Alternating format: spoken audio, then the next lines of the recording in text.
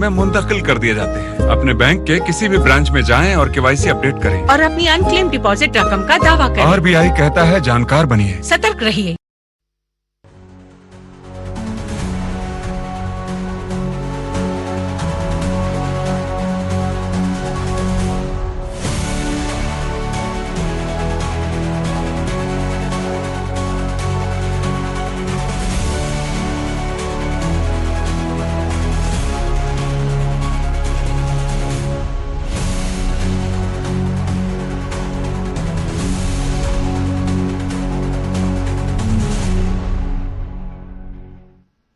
नाज़रीन आदाब, जहां बीन का आज का ताज़ा शुमारा लेकर मैं फैयाज़ अहमद फैयाज़ आपकी खिदमत में हाजिर। नाज़रीन, आप जानते हैं कि इस प्रोग्राम की वसातत से हम बहुत ही इम्पोर्टेंट इंफॉर्मेशन आप तक पहुंचा देते हैं। जो रोज़मर्रा ज़िंदगी के मसाइल होते हैं, उन मसाइल के हवाले से हम आपको बाखबर करा देते हैं। और जो सरकार की तरफ से मुख्तलिफ़ किस्म की स्कीमें वजूद में लाई जाती हैं, उन स्कीमों के हवाले से भी हम आपको बाखबर कर देते हैं। चूंकि आप जानते हैं कि अब विकसित भारत गारंटी फॉर रोजगार एंड आजीविका मिशन ग्रामीण बाज़ाब्ता तौर एक एक्ट की सूरत में अब हमारे सामने मौजूद है। किस तरह का ये एक्ट है, और अगर हम देही मईशत की बात करेंगे, देही लोगों के रोजगार की अगर हम बात करेंगे, ये एक्ट वहाँ पे किस तरह से कारआमद साबित होगा, ये खुसूसी गुफ्तगू हम आज आप तक पहुँचाना चाहेंगे। और यहाँ पर हम अपने स्टूडियो में तशरीफ़ रखे हुए, ये है हमारे साथ प्रोफेसर गुल मोहम्मद वानी साहब, जो पॉलिटिकल साइंटिस्ट हैं। प्रोफेसर गुल मोहम्मद वानी साहब यहाँ तशरीफ़ लाने के लिए, और आप यहाँ पे आए, आपका इस्तकबाल है, वेलकम है हमारे शो में। Thank you. यहाँ पे तशरीफ़ रखे हुए हमारे साथ ये है जनाब नासिर महमूद खान साहब, जो जॉइंट डायरेक्टर हैं रूरल डेवलपमेंट डिपार्टमेंट कश्मीर। जनाब नासिर महमूद खान साहब, आपका भी वेलकम है हमारे शो में। चूँकि हम बात कर रहे हैं प्रोफेसर गुल मोहम्मद वानी साहब, हमारी खुशकिस्मती है कि आपका आना हमारे लिए बहुत ही एक हमारे लिए इम्तियाज़ है, क्योंकि बहुत सारी चीज़ों पे आप नज़र रखते हैं।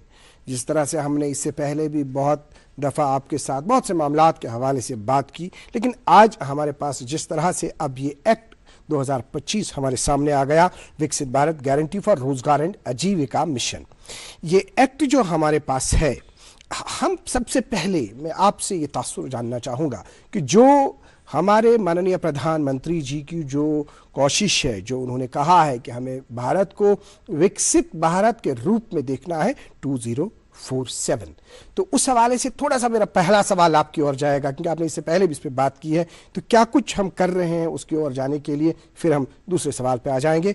आपका रिस्पॉन्स प्रोफेसर गुल मोहम्मद वानी साहब। जी फयाज साहब, सबसे पहले मैं आपका और दूरदर्शन टीम का शुक्रिया अदा करना चाहता हूं कि आप लोगों ने हमें इस प्रोग्राम में पार्टिसिपेशन के लिए इनवाइट किया।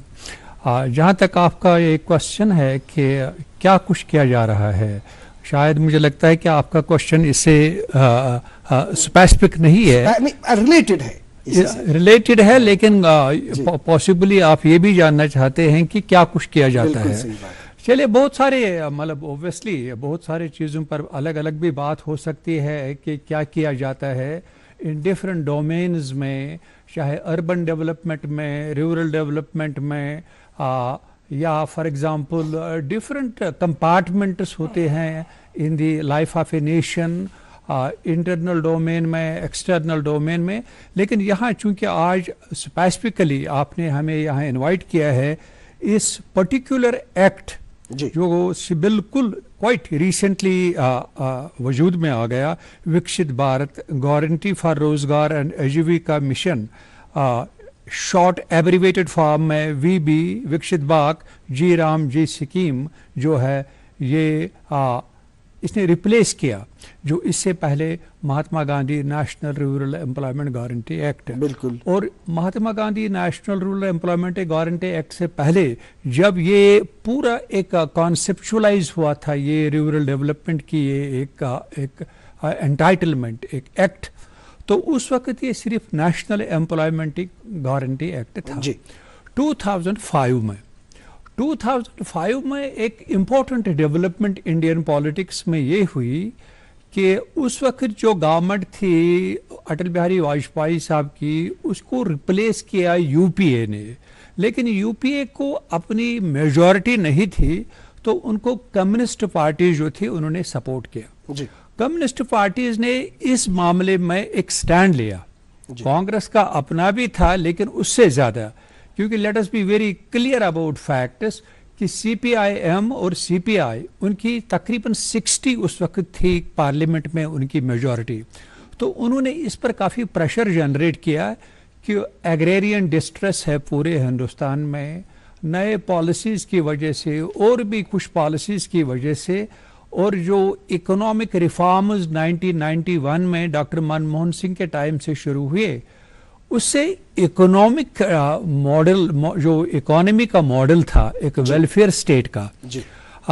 उसको रिप्लेस किया गया एक उस मॉडल से जिसमें इंडिया को बहुत सारे इंटरनेशनल ऑब्लिगेशंस और इंटरनेशनल इंस्टीट्यूशंस का हिस्सा बनना पड़ा। बिल्कुल सही है। और वो किसी हद तक इस विकसित भारत डेवलप्ड भारत की फ्रेमवर्क में भी आता है, क्योंकि बहुत हद तक स्टेट्स का ये भी देखा जाता है कि इंटरनेशनल कमिटमेंट्स, इंटरनेशनल पार्टनरशिप जो है उसमें इनकी क्रेडिबिलिटी और पार्टिसिपेशन किस हद तक है। लिहाजा WTO वगैरह वगैरह की बहुत सारी चीज़ों में उस वक्त वो एक था कि जिसकी वजह से इंडियन इकोनॉमी और पर्टिकुलरली रूरल डिस्ट्रेस शुरू हुआ। लिहाजा इस एक्ट पर सीपीआई कम्युनिस्ट लीडर्स और कांग्रेस खुद उन्होंने इस पर एक प्रेशर जनरेट किया कि एग्रेरियन डिस्ट्रेस को और रूरल लाइवलीहुड मिशंस को एक फ्लिप देने के लिए इस एक्ट को लाने की जिस तरह से अभी आपने बात की कि मतलब रूरल लाइवलीहुड की इन्होंने बात की, रोजगार की इन्होंने बात की, गांव देहात में जो हमारे मतलब लोग रहते हैं उनके रोजगार की बात की गई। अभी जो हमारे पास इस वक्त विकसित भारत गारंटी फॉर रोजगार एंड आजीविका मिशन ग्रामीण एक्ट 2025 है, आपकी ज़बानी सुनना चाहेंगे किस तरह का एक्ट है और क्या है ये एक्ट, आपका रिस्पॉन्स। देखिए, जो इससे पहले जो जैसे सर ने कहा कि नरेगा जो था उसमें कुछ तब्दीलियां लाई गई, उसमें ख़ास जो इसमें चीज़ है कि जो रोज़गार की ज़मानत है वो वैसे ही है और उसमें अब बढ़ा दिया गया। पहले 100 दिन का जो था कि उजरत की ज़मानत थी, अब 125 दिन की उजरत की ज़मानत है उन लोगों के लिए जो गैर हुनरमंद लोग हैं, जो अनस्किल्ड वर्कर्स जो काम करना चाहते हैं, काम करने के ख्वाहिशमंद हैं। तो इसमें और एक चीज़ जो इस वाले एक्ट में जो एक ऐड किया गया है वो ये है कि इस बार 4 बुनियादी शोबों पे ध्यान दिया गया, जोर दिया गया है, जिसके ज़रिए पायदार और मजबूत जो रूरल इंफ्रास्ट्रक्चर है, जो हमें असासे बनाने, देही असासे बनाने उनके लिए, जैसे कि सबसे पहले कि है हमारा जो को रूरल इंफ्रास्ट्रक्चर है जी, जो हमारा बुनियादी जो रूरल इंफ्रास्ट्रक्चर है, जैसे आपकी सड़कें रह गई, आपके एसेट्स रह गए, उसके साथ साथ जो हिफाजत है, जो महफूज ये जो है हमारा जो पानी है जी, आबी वसाइल जो है उनकी हिफाजत, वाटर सिक्योरिटी, चूँकि हमें देखा कि हमारे देही इलाकों में बहुत सारी जगहों पे पानी के ज़खायर बड़ी कम हो रहे हैं, बहुत जगह पे अनअवॉइडेबल सर्कमस्टांसिस की वजह से पानी का जो है रोक नहीं पाते हम उनको, बड़ी जगह पे इसकी वजह से बाढ़ आती है, सैलाब आते हैं, तो वो इंफ्रास्ट्रक्चर क्रिएट करना है कि जिसमें वाटर को हम सिक्योर कर सकें। इस असना में ऑलरेडी जो हमारे देही तरक्याती मिनिस्ट्री की तरफ से एक अमृत सरोवर जो प्रोग्राम था, जिसमें लगभग 68,000 जो हमने वाटर रिसोर्सेज को, वाटर बॉडीज़ को डेवलप किया था, उनको इस्तेमाल करेंगे काश्तकारी को बढ़ाने के लिए, और साथ में जो हमारे ज़खायर हैं, आबी ज़खायर हैं, ज़ैर ज़मीन जो आबाई ज़खायर हैं, उनको इम्प्रूव करने के लिए, ताकि जो काश्तकारी है वो बढ़ सके और एक साल में एक के अलावा 2 या 3 फसलें हो सके, ताकि काश्तकारों को और लोगों को उसमें सहूलियत मिले। और उसके अलावा जो इस वाले एक्ट में इस चीज़ पे भी ध्यान दिया गया है कि जो देही माशी जो इंफ्रास्ट्रक्चर है, जैसे कि हमारे लोकल मार्केट्स रह गए, हमारी मंडियां हैं और स्टोरेज हैं छोटे छोटे देही इलाकों में, या ट्रांसपोर्ट के जो निज़ाम है उसको बेहतर बनाना चाहिए, बनाया जाए, ताकि जो माशियत है वहाँ की उसको इजाफा हो सके। इसके अलावा जो एक ज़रूरी चीज़ है, ग्लोबल वार्मिंग का कंसेप्ट जैसा कि हमने देखा है वो बढ़ रहा है, इसमें जो हमारे पास मौसमी हालात जो हैं, मौसमी जो चेंजेस आती हैं, वो तब्दीलियां माहौलियाती तब्दीलियां आती हैं, उसको रोकने के लिए ऐसा इंफ्रास्ट्रक्चर तैयार करना है कि जिसमें ये लचक रहे हमारे इंफ्रास्ट्रक्चर के, कि शदीद मौसम को वो एंड्योर कर सके, बेयर कर सके। बिल्कुल, जिस तरह से अभी आपने प्रोफेसर साहब आपने ये बातें सुनी, क्योंकि इन्होंने वजाहत की कि ये जो एक्ट अभी हमारे पास 2025 है, इसमें नई कौन कौन सी चीज़ों को लाया गया है। क्योंकि अगर हम देखेंगे इससे पहले ज़्यादातर ध्यान जो दिया जा रहा था वो ये कि 100 रोज़गार के दिन हमें देने हैं, तो पत क्या तमन कर कलन कर सफाई बाकी चीज़ करें, तो यही काम ज्यादातर तो ये आपने भी देखा होगा। लेकिन अभी जो बात यहाँ पे आती है, यहाँ पे रिसोर्सेज की बात आ गई, यहाँ पे क्लाइमेट चेंज के हवाले से बात आ गई। वैसे तो एक साइंटिस्ट, अगर हम गांव देहात की आबादी को वाकई तौर इस प्रोग्राम के साथ जोड़ेंगे, पहले हम सबसे पहले वाटर रिसोर्सेज की बात करेंगे, इसके बाद हम क्लाइमेट चेंज पे आएंगे। तो आपको क्या लगता है वैसे थे कि एक साइंटिस्ट आने वाला वक्त जो है तो किस तरह की तब्दीली देखने को मिलेगी? देखिए फयाज साहब, इसमें एक इम्पॉर्टेंट चीज़ ये है कि जब ये लॉ बना, ये भी एक्ट बना 2005 में, लॉजिकली कोई भी जो डेवलपमेंटल एक्ट होता है, डेवलपमेंटल स्कीम कहिए या एक्ट कहिए या कोई लेजिस्लेशन, किसी टाइम के बाद, और वो भी आजकल के दौर में काफ़ी चेंजेस है, टेक्नोलॉजी का दौर है, चेंजेस आ रही है, और वो चेंजेस, पॉपुलेशन तो बढ़ रही है, रिसोर्सेज पर काफी प्रेशर है। बिल्कुल सही। और ये रिसोर्सेज पर जो प्रेशर है, लोगों के जो नीड्स और रिक्वायरमेंट्स वो बदल रहे हैं। बिल्कुल सही। इंक्रीजिंगली अर्बनाइजेशन ज्यादा हो रही है, रूरल इकोनॉमी पर काफी स्ट्रेस है, लिहाजा इससे दो राय है नहीं कि इस एक्ट को, इस पूरे इस स्कीम को, फ्रेमवर्क को दोबारा से देखने की जरूरत थी। बिल्कुल, absolutely no two opinions on that. और लिहाजा इस चीज को लेकर ये इंपॉर्टेंट है कि इन्होंने 4 वर्टिकल्स खड़ा कर दिए हैं। फॉर एग्जांपल, ये सब चारों के चार रूरल डेवलपमेंट के साथ कनेक्टेड है, बल्कि रूरल रिजुविनेशन जिसको आप कहेंगे या रूरल ट्रांसफॉर्मेशन आजकल, उसके साथ कनेक्टेड है। एक ये कि वाटर रिसोर्सेज का बड़ा मसला है, बहुत सारे वाटर बॉडीज डिसअपियर हुए, ये आए दिन हम अखबारों में पढ़ते हैं। वो ये सिर्फ न कि एक ही, बल्कि जो water abundant so called states या रीजन्स माने जाते हैं, वहां भी वाटर नाग तो चश्मे छना बांध गया। जी हाँ जी, तो ऐसा पता वुशमत अक्सर खातून गयस पता नागस निशन पता वना आग म्याने वाले कोत गो सो आब दीवान वना दीवान। हमारे पूरे साउथ कश्मीर में उस वक्त तो साउथ कश्मीर में जब ये टनलिंग वाले का मामला चल रहा था, तो तत्व बोड़ मसला खड़ा गोमुत कि यह शायद अमे इंफ्रास्ट्रक्चर से गसन वारिया स्प्रिंग्स से गई ड्राई अप, वो कंप्लीट, मतलब ये ऐसे सुनने में आया था। एक बात। दूसरी बात ये कि इसमें फोकस ये है कि instead of you see works, you focus on assets. बिल्कुल सही बात कि रूरल एसेट्स अगर बनेंगे तो, क्योंकि खासा टाइम इसमें लगा स्कीम में कि रोज जो मतलब मान लेते हम कि नरेगा स्कीम्स में जितना भी करना था वो ठीक है, लेकिन अल्टीमेटली अगर आप एसेट्स क्रिएट करते हैं और आपने 4 एरियाज डेलिनेट किए हैं, वाटर रिसोर्सेज हैं फॉर एग्जांपल, या इसी तरह से जिसको हम कहते हैं फॉर एग्जांपल ये स्ट्रॉन्ग इंफ्रास्ट्रक्चर फोकस इसमें दूसरा है, वाटर रिसोर्सेज है, rural infrastructure, livelihood related issues है, एक्सट्रीम वेदर कंडीशंस है। आप देख रहे तकरीबन 350 फॉरेस्ट फायर्स 2004 लास्ट ईयर में, और इस साल शुरू मतलब के कंक्लूजन में अभी तक तो फॉरेस्ट फायर्स चल रही, और रेन स्ट्रेस्ड भी काफी ये रीजन्स है। लिहाजा ये देखना है कि आप रूरल एरियाज को तब तक ट्रांसफॉर्म नहीं कर सकते हैं कि जब तक आप एसेट क्रिएशन नहीं करेंगे। ये इसका प्लस है, लेकिन एक कॉशन जरूरी लेना है यहाँ पर, और वो इस गवर्नमेंट की भी जिम्मेवारी होगी। पॉलिटिकल पार्टीज तो अपनी जगह इस पर मतलब ये इश्यू रेज कर सकते हैं कि महात्मा गांधी का नाम इस स्कीम से क्यों उठाया गया या वापस लिया गया।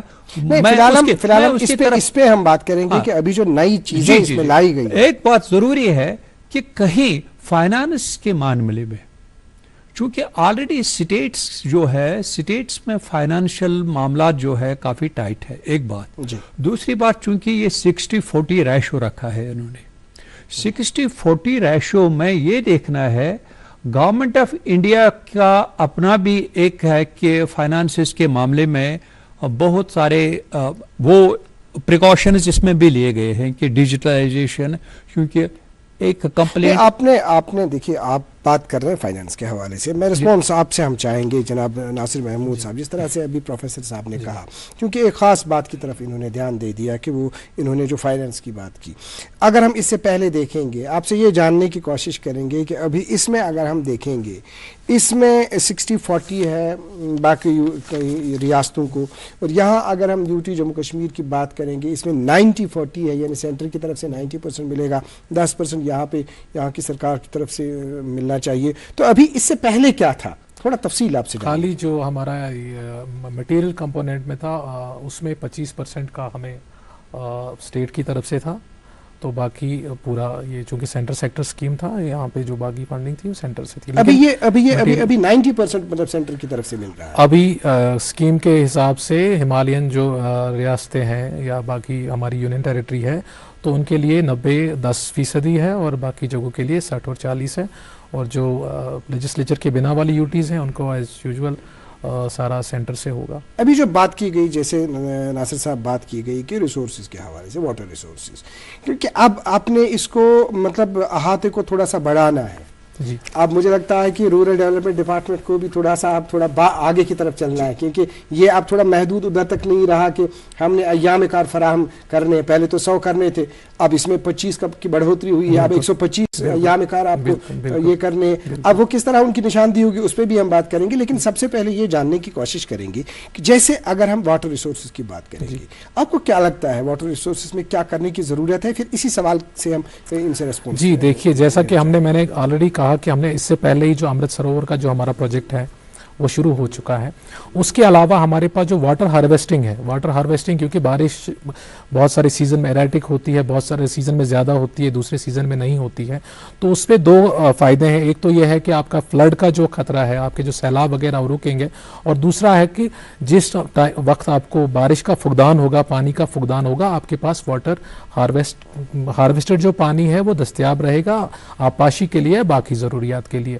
उस सिलसिले में हमारी बहुत सारे महकमों की स्कीमें ऑलरेडी चल रही हैं। जैसे हमारे ज़रूरी महकमों में भी स्कीम्स हैं कि लोग अभी अपने जो खेत खलियान खेतों में वाटर हार्वेस्टिंग टैंक्स बनाते हैं और उसके ज़रिए वो पानी को ज़ख़ीरा करके रखते हैं और जब ज़रूरत पड़ती है तब इस्तेमाल करते हैं। जैसा कि अब हमारे यहाँ पे हाई डेंसिटी का चलन है, यहाँ पे हाई डेंसिटी के लिए आपको पानी की दस्तयाबी ज़रूरी रहती है और मोटर के ज़रिए, ड्रिप इरीगेशन के ज़रिए जो करते हैं, तो उसके लिए भी जो वाटर हार्वेस्ट करके रखते हैं वो आपको काम आता है।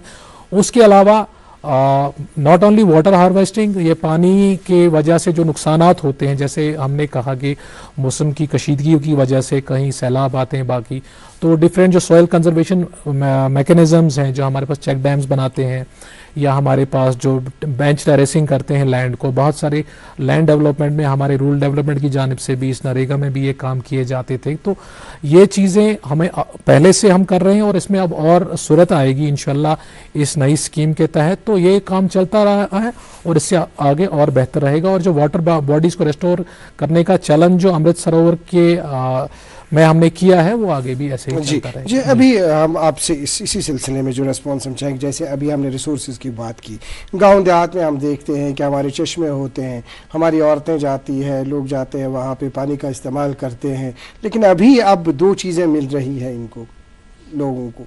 एक तो ये मिल रही है कि जैसे इस चश्मे को हमें कहीं पे कवरिंग उसकी करनी है, उसकी हिफाजत रखनी है, उसकी सफाई करनी है, सरकार को अब ये ऐसा भी करना है कि वहाँ पे उनको बाज़ाब्ता उसमें पैसा खर्च करके उसको वहाँ पे उस चश्मे की हिफाजत भी करनी है।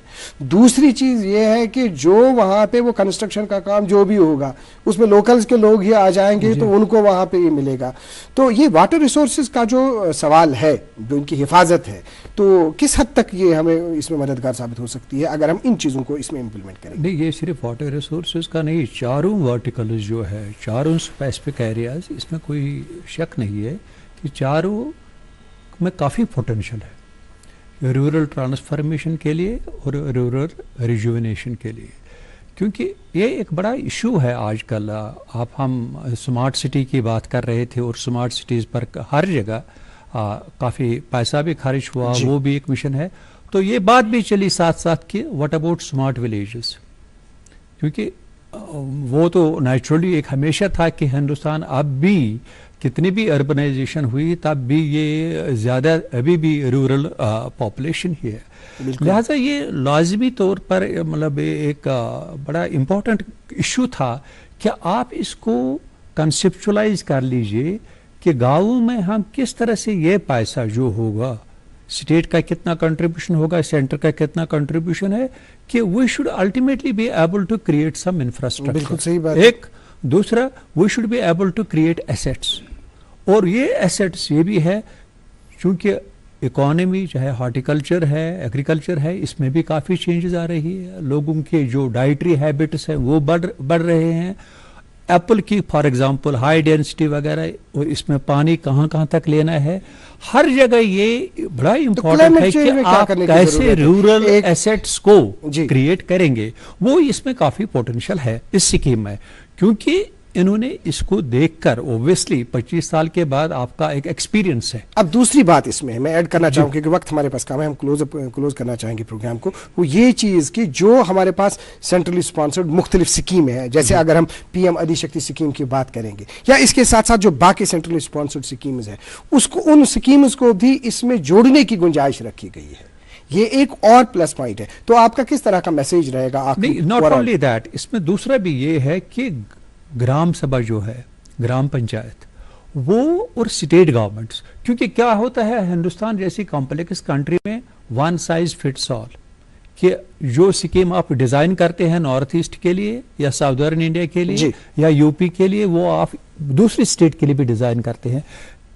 हर एक स्टेट्स के अपने अपने रिक्वायरमेंट्स अलग है, लिहाजा उस लिहाज से। और दूसरा ये कि सोशल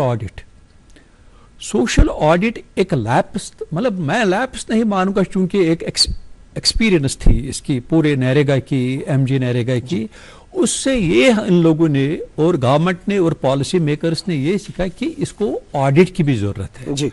और ये कि इसमें जितना लीकेज है फंड्स में या कहीं कहीं ये पैसा गलत स्कीमों में भी, वो हमने भी देखा, ऐसा हो सकता है। किस तरह का आप मैसेज देना चाहेंगे आखिर पे? तो मैसेज ये है कि इसमें फाइन ट्यूनिंग हुई है, लेकिन साथ ही साथ जिम्मेवारियां भी बढ़ रही है, जिम्मेदारियां बढ़ रही है, उसमें कोई दो राय नहीं। वो गवर्नमेंट ऑफ इंडिया के लिए की जो पुरानी लायबिलिटीज हैं तकरीबन 14,000 करोड़ रुपया, उनको किस तरह से हम क्लियर करते हैं? देखिए, यहाँ पे उनकी जिम्मेदारी है। जैसे सरकार ने अभी हमारे पास ये चेंजेस दे दिया, अभी जो रेस्पॉन्सिबिलिटीज है उन्होंने भी कुछ सोच समझ के ये दे दिया। उसके बाद ग्राउंड लेवल पे जो देना है, तो ग्राउंड लेवल पे वाकई तो जिम्मेदारियां मतलब बढ़ चुकी हैं, उन चीजों पे ध्यान देने की जरूरत है। तो आपसे हम रिएक्शन चाहेंगे।